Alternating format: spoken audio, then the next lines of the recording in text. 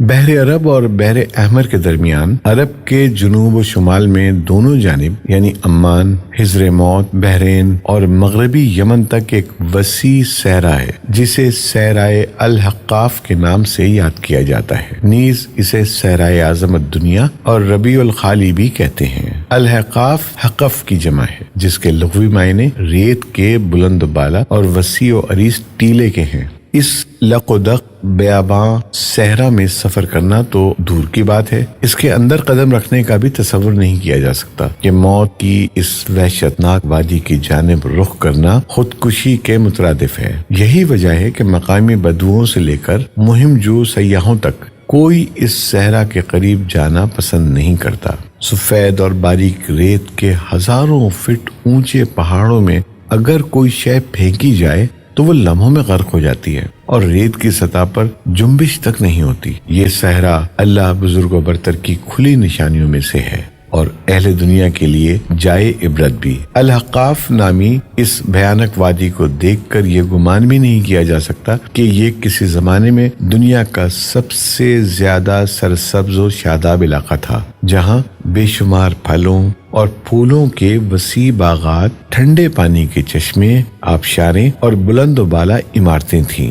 جس میں دنیا کی سب سے زیادہ طاقتور، مالدار اور شاندار تمدن رکھنے والی قوم عاد آباد تھی۔ یہ دنیا کے سب سے زیادہ قداور اور زوراور انسان تھے۔ اتنے طاقتور لوگ اللہ نے پھر پیدا نہیں کیے، جیسا کہ اللہ تعالیٰ نے قرآن کریم میں فرمایا، ان جیسی کوئی قوم اور ملکوں میں پیدا نہیں کی گئی۔ الفجر آیت نمبر 8۔ حضر موت اور نجران کے درمیانی علاقے الحقاف میں قوم عاد کے، جسے قوم ارم بھی کہا جاتا ہے، 13 قبائل آباد تھے۔ قوم عاد کے الحقاف میں رہنے سے متعلق قرآن کریم میں اللہ تعالیٰ سورہ احقاف آیت 21 میں فرمایا، ہود کو یاد کرو جب کہ اس نے اپنی قوم کو احقاف میں ڈرایا۔ علامہ جلال الدین سیوطی رحمۃ اللہ علیہ اپنی تفسیر در منشور میں تحریر فرماتے ہیں، قوم عاد نہایت زوراور اور بہادر قوم تھی۔ یہ بت پرست تھے۔ ان کے 2 بتوں کے نام حمود اور حب بیان کیے گئے ہیں۔ ابن کثیر رحمۃ اللہ علیہ نے اپنی تفسیر میں تیسرے بت کا نام سمد بیان کیا ہے۔ طوفان نوح علیہ السلام کے بعد قوم عاد ہی وہ قوم تھی جو سب سے پہلے کفر و شرک میں مبتلا ہو کر بتوں کی پجاری بنی۔ انہیں اپنے پتھروں کے خداؤں پر بڑا گھمنڈ تھا۔ ان کی معاشی حالت تو بہت عمدہ تھی، لیکن جہالت، گمراہی، جھوٹ، بے حیائی، باطل اقوال اور فاسد خیالات نے انہیں معاشرتی طور پر تباہی کے کنارے پر پہنچا دیا تھا۔ چنانچہ کفر و شرک کے سمندر میں غرق قوم عاد کی بدعمالیاں جب اپنی آخری حدود پار کر گئیں تو اللہ تعالیٰ نے انہی میں سے اپنے ایک نیک بندے حضرت ہود علیہ السلام کو پیغمبر بنا کر مابعوث فرمایا۔ چنانچہ قرآن کریم میں اللہ تعالیٰ کا ارشاد ہے، اور ہم نے قوم عاد کی طرف ان کے بھائی ہود کو بھیجا۔ انہوں نے کہا، بھائیوں، اللہ ہی کی عبادت کرو، اس کے سوا تمہارا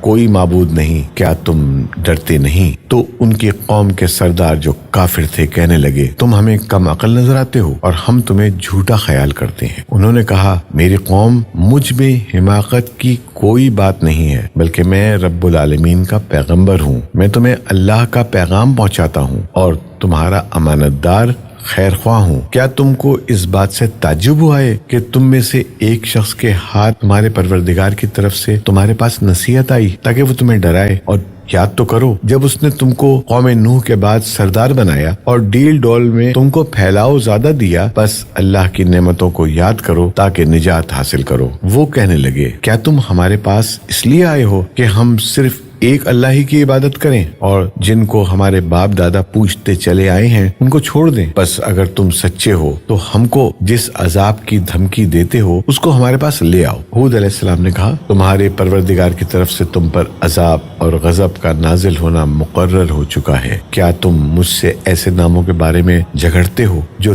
تم نے اور تمہارے باپ دادا نے اپنی طرف سے رکھ لیے ہیں جن کی اللہ نے کوئی سند نازل نہیں کی، تو تم بھی انتظار کرو، میں بھی تمہارے ساتھ انتظار کرتا ہوں۔ پھر ہم نے ہود کو اور جو لوگ ان کے ساتھ تھے ان کو نجات بخشی، اور جنہوں نے ہماری آیات کو جھٹلایا تھا ان کی جڑ کاٹ دی، اور وہ ایمان لانے والے تھے ہی نہیں۔ الاعراف آیت نمبر 65 تا 72۔ حضرت ہود علیہ السلام ایک طویل عرصے تک اپنی قوم کو واعظ و نصیحت کرتے رہے۔ کبھی وہ انہیں اللہ کی طرف سے عطا کردہ نعمتوں کی یاد دلاتے تو کبھی عذاب الہی سے ڈراتے، لیکن وہ بہرے اور اندھے بنے رہے۔ تاریخی کتب میں ہے کہ حضرت ہود علیہ السلام مسلسل 50 برس یا اس سے بھی زیادہ درس و نصیحت میں مصروف رہے۔ قوم عاد کے 13 قبائل میں سے لقمان اور خلجان نامی قبائل نہایت طاقتور تھے اور انہیں حکمراں کی حیثیت حاصل تھی۔ حضرت ہود علیہ السلام نے جب دعوت حق دی اور کفر و شرک چھوڑ کر ایک اللہ کی بندگی کی طرف بلایا تو لقمان قبیلے نے سخت مزاحمت کی اور حضرت ہود علیہ السلام کے دشمن ہو گئے۔ اس کے برعکس دوسرے قبیلے خلجان نے حضرت ہود علیہ السلام کی باتوں پر غور و خوض کیا اور ان میں سے اکثر جلد ہی آپ علیہ السلام کی دعوت کو قبول کر کے ایمان لے آئے۔ حضرت ہود علیہ السلام نے اپنی قوم کو راہ حق پر گامزن کرنے کی ہر ممکن کوشش کی، مگر قوم نے ان کی دعوت قبول کرنے سے انکار کر دیا، تو بالآخر انہوں نے بارگاہ الہی میں مدد کے لیے دست دعا دراز کیے، جسے قرآن کریم نے سورۃ المومنون آیت نمبر 39 میں یوں بیان کیا۔ نبی علیہ السلام نے دعا کی کہ اے پروردگار، انہوں نے مجھے جھوٹا کہا ہے پر تو میری مدد فرما۔ اللہ نے اپنے نبی علیہ السلام کی فریاد کے جواب میں فرمایا، جو کہ سورہ مومنون آیت 40 میں ہے، اے نبی، یہ بہت جلد اپنے کیے پر پچھتانے لگیں گے۔ اللہ تعالیٰ نے اپنے نبی علیہ السلام کی دعا قبول فرمائی اور قوم عاد پر عذاب کی ابتدا ہو گئی۔ بادلوں کے فرشتوں کو حکم دیا کہ اب بارش نہ برسائی جائے، چشموں کے فرشتوں کو حکم دیا کہ ان کے ٹھنڈے، میٹھے اور شفاف پانی سے لبریز چشموں اور آبشاروں کو خشک کر دو۔ چنانچہ دیکھتے ہی دیکھتے ان کے سرسبز و شاداب کھیت کھلیان سوکھنے لگے اور مویشی مرنے لگے، یہاں تک کہ لوگ پینے کے پانی تک کو ترسنے لگے۔ کثیر تعداد میں پیدا ہونے والے پھل اور اناج ناپید ہو گئے۔ پوری قوم خشک سالی کا شکار ہو کر بدحال اور پریشان ہو گئی۔ یہ سلسلہ مسلسل 3 سال تک جاری رہا۔ حضرت ہود علیہ السلام سے اپنی قوم کی یہ پریشانی دیکھی نہ جاتی تھی۔ آپ علیہ السلام بہت افسردہ اور پریشان رہتے، اور پھر ایک دن انہوں نے اپنی قوم سے فرمایا، جس کا ذکر سورہ ہود آیت 52 میں اس طرح آتا ہے، اے میری قوم کے لوگوں، تم اپنے پالنے والے سے بخشش مانگو، اس کے آگے توبہ و استغفار کرو، تم پر آسمان سے موسلادھار مہ برسائے گا اور تمہاری طاقت و قوت میں اضافہ فرمائے گا، اور دیکھو گناہگار بن کر روگردانی نہ کرو۔ قرآن کریم اور احادیث مبارکہ میں توبہ و استغفار کے بڑے فوائد بیان فرمائے گئے ہیں۔ ابن ماجہ اور ابو داؤد میں حدیث مبارکہ ہے کہ جو پابندی سے استغفار کرتا ہے، اللہ تعالیٰ اس کے لیے ہر فکر سے کشادگی اور ہر تنگی سے راستہ بنا دیتا ہے، اور اسے ایسی جگہ سے روزی دیتا ہے جو اس کے وہم و گمان میں بھی نہیں ہوتی۔ بہرحال حضرت ہود علیہ السلام کے لاکھ سمجھانے کے باوجود اس قوم پر کوئی اثر نہ ہوا، بلکہ نہایت ڈٹائی کا مظاہرہ کرتے ہوئے کہنے لگے کہ ہم محض تیرے کہنے پر اپنے آباء و اجداد اور اپنے ان معبودوں کو کیوں چھوڑ دیں۔ قرآن کریم نے سورہ الہود میں اسے یوں بیان فرمایا ہے، اے ہود، تم ہمارے پاس کوئی دلیل تو لائی نہیں، اور ہم صرف تمہارے کہنے سے نہ اپنے معبودوں کو چھوڑنے والے ہیں اور نہ تم پر ایمان لانے والے، بلکہ ہم تو یہ سمجھتے ہیں کہ ہمارے کسی معبود نے تمہیں آصف زدہ دیوانہ کر دیا ہے۔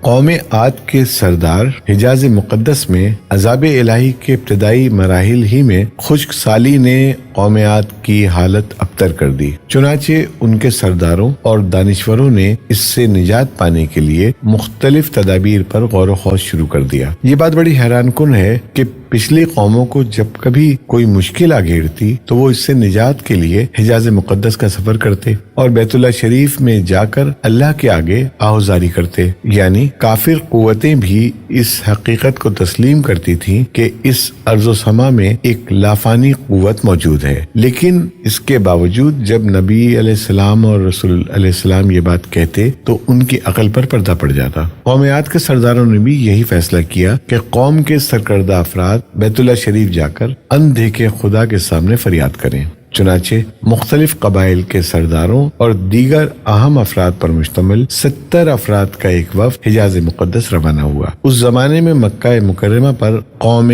عمالیق کی حکمرانی تھی، جس کا سردار معاویہ بن بکر تھا، اور معاویہ کی والدہ قوم عاد سے تعلق رکھتی تھی۔ ویسے بھی معاویہ بن بکر قوم عاد کی شان و شوکت سے بڑا مرعوب تھا، چنانچہ اس نے وفد کی بڑی خاطر مدارات کی اور اسے بڑے عزت و احترام سے اپنے یہاں ٹھہرایا۔ تبری کی روایت ہے کہ اس وفد میں 2 افراد مرشد بن سعد اور لقمان بن لقیم صاحب ایمان اور حضرت ہود کے پیروکار تھے۔ غالباً ان کا تعلق قبیلہ خلجان سے ہوگا۔ ان دونوں کے علاوہ باقی سب کافر اور بت پرست تھے۔ معاویہ نے ان